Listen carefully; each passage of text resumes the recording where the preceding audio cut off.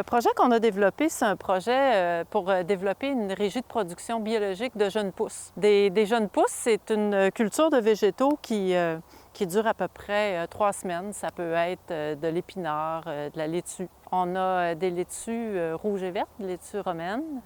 On a la roquette et l'épinard. Donc, comme le cycle de production est de seulement 3 semaines, ça permet de faire 2 ou même parfois 3 cycles de production dans une même saison. La demande pour les produits biologiques est grande. Les producteurs veulent se positionner favorablement dans ce type de production-là. Ce qu'il y a de particulier dans le projet ici, c'est que c'est un projet qui est fait en terre noire, où on a très peu de production biologique au Québec. On veut trouver la façon de produire qui est optimale, qui va nous donner le maximum de rendement, mais aussi on veut s'assurer que toutes les pratiques favorisent une bonne fertilisation de la culture, un bon contrôle des mauvaises herbes et un bon contrôle des insectes. Dans la terre noire, ce qu'on a de particulier aussi, c'est que ce sont des types de sols qui sont sensibles à l'érosion éolienne. Les particules de sol peuvent être emportées par le vent au printemps, quand il n'y a pas de culture au sol.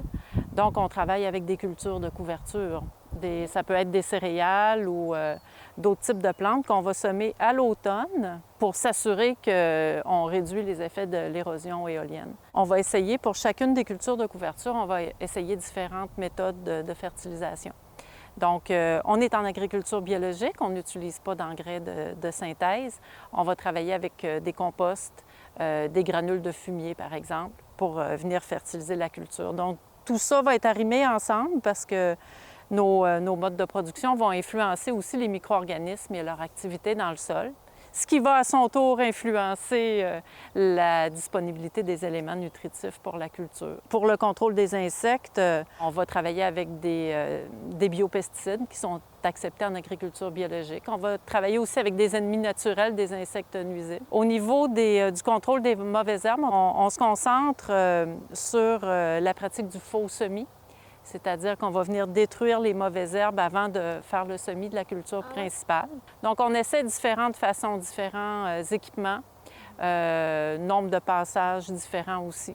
Et dans certains traitements, on va même aller jusqu'à vérifier l'effet d'irriguer le sol avant la culture principale pour faire lever les mauvaises herbes et les détruire, de sorte que quand on va semer la culture principale, on aura moins de mauvaises herbes. Quand on fait un projet de recherche, naturellement, on applique nos différents traitements. Dans ce cas-ci, par exemple, on va avoir nos cultures de couverture et pour chacune des cultures de couverture, différents modes de fertilisation.